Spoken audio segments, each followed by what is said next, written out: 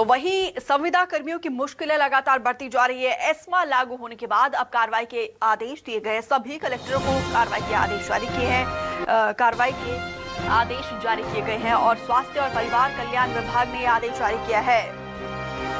छत्तीसगढ़ के सभी जिलों में लागू किया गया है एस्मा और हड़ताल से वापस नहीं आने पर कर्मचारियों पर कार्रवाई होगी। देखिए, एस्मा लागू किया गया था और जिसके बाद भी कर्मचारी मानने को तैयार नहीं है, वो अपने काम पर नहीं लौट रहे। अब देखिए मुश्किलें बढ़ती जा रही है क्योंकि छत्तीसगढ़ के सभी जिलों के कलेक्टरों को कार्रवाई के आदेश। तो वहीं संविदा कर्मियों को लेकर डिप्टी सीएम का बड़ा बयान सामने आया है। संविदा कर्मियों की जिद ठीक नहीं है। एस्मा के अलावा अब कोई विकल्प नहीं है। कर्मचारी हित के साथ नागरिक हित भी जरूरी है। नियमितीकरण से राज्य पर बढ़ेगा बोझ, ये सीधा कहना है डिप्टी सीएम का। हड़ताली कर्मियों के काम पर वापस आने की अपील है। दरअसल हड़ताली संविदा कर्मियों पर एस्मा लगाए जाने के बाद से अब उन पर कार्रवाई की तलवार लटक रही है। और देखिए, इसी मुद्दे को लेकर डिप्टी सीएम का क्या कहना है, ये भी सुनाते हैं आपको। डिप्टी सीएम टीएस सिंहदेव जी हमारे साथ मौजूद हैं। सर, आज अगर हम बात करें संविदा कर्मी को लेकर, तो नेशनल हेल्थ मिशन के आपके जो है कर्मचारी जो हैं अनिश्चितकालीन हड़ताल में, और ऐसे में एस्मा जारी किया गया है। हम लोग को कर्मचारी हित भी देखना है और सर्वप्रथम नागरिक हित देखना है।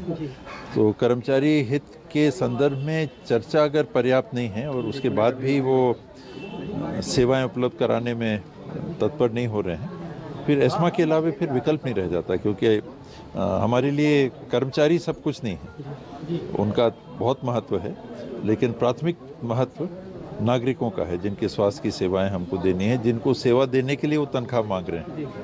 कार्रवाई करने की नौबत आ गई, मंत्रालय से आदेश जारी हो गया कलेक्टरों की कार्रवाई करें, तो बात कहाँ नहीं बन रही है। कभी जिद हो जाता है, कभी नेतागिरी हो जाती है, कभी जायज मांग है, पूरी नहीं हो रही, अभी भी नहीं हुआ, पहले भी नहीं हुआ, तो लोग मिसगाइड कर देते हैं कि ऐसा करो तो आपकी बात मान ली जाएगी। तो अब देखिए हल क्या है उन लोगों की।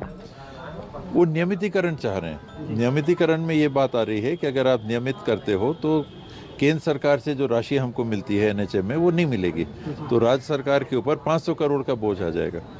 तो कैसे उनको एनएचएम में ही रखते हुए और केंद्र सरकार का 60-40 का जो प्रावधान है, 60% केंद्र सरकार से लेते हुए हम इनकी सेवाएं निरंतर कर सकते हैं। ये मीन मेक निकालते हैं कि इस राज्य में ऐसा हुआ, जो उदाहरण दिया है अभी केवल मिजोरम का दिया है, बाकी देश में किसी राज्य में नहीं हुआ है। तो वो दिक्कतें हैं। मैंने प्रस्ताव किया था कि इनको उसी में रखते हुए कुछ किया जा सकता है, कि एनएचएम में रखते हुए, क्योंकि अगर सरकारी कर्मचारी उनको बना दिया तो पूरा वेतन का भार राज्य सरकार के ऊपर आ जाएगा। 60-40 का रेशियो था वो खत्म हो जाएगा। 500 करोड़ रुपया कम से कम सरकार के ऊपर सीधे, जो अभी हमको एनएचएम के माध्यम से मिल रहा है, वो सीधे राज्य सरकार के ऊपर भार आ जाएगा। जी, तो आगे क्या विकल्प हो सकता है इसको लेकर, क्योंकि आप लोगों का घोषणा पत्र में भी था। कैबिनेट की बैठक में चीफ सेक्रेटरी साहब को अधिकृत किया था कि आप सभी कर्मचारी यूनियन से उनकी राय ले लीजिए और फिर क्या हो सकता है, क्या नहीं हो सकता है, उस पर फिर निर्णय। अंतिम सवाल ये है, कर्मचारी आज भी हड़ताल में, कार्रवाई के लिए आदेश जारी हो गया, क्या आप कार्रवाई करेंगे। मैं तो आग्रह करूंगा कर्मचारियों की कि काम पे आ जाएं। सिर्फ उनके वेतन या उनके नियमितीकरण की बात नहीं है, अब लोगों के जीवन की बात है, उनके स्वास्थ्य की सेवा की बात है। तो आपने बात रख ली अपनी, वो सुन भी लिया गया, आप इस तरह से हड़ताल पे भी हैं। और देखिए, कई बच्चियां हैं, लेडीज़ हैं, अभी तक हड़ताल में बैठे हुए हैं। तालाब पे वो अनुकंपा नियुक्ति की बात को लेके अभी तक 1 साल से ऊपर हो गया। तो हड़ताल ही विकल्प नहीं है कि हड़ताल करेंगे तो हमारी बात मान ली जाएगी। क्या कोई रास्ता निकाला जा सकता है आगे इसमें। समझना चाहिए क्या हो सकता है, क्या नहीं हो सकता है। जब सीएस साहब से बोला गया है बात करने के लिए, तो उन्होंने बात की है कि नहीं मुझे नहीं मालूम, करनी चाहिए उनको। उनके जो प्रतिनिधि हैं उनको चीफ सेक्रेटरी साहब से बात करनी चाहिए। तो देखिए, यहाँ स्पष्ट तौर पे कहा जा रहा है बातचीत विकल्प है और बातचीत में बात नहीं बनी है। अब कार्रवाई की ओर जो है कलेक्टरों को आदेश दे दिया गया है और फिर हाल उनसे आग्रह किया जा रहा है कि हड़ताल से वापस लौटे, नहीं तो अन्यथा कार्रवाई की जाएगी। कैमरामैन चोलाराम के साथ सत्या राजपूत, न्यूज़ 24 रायपुर।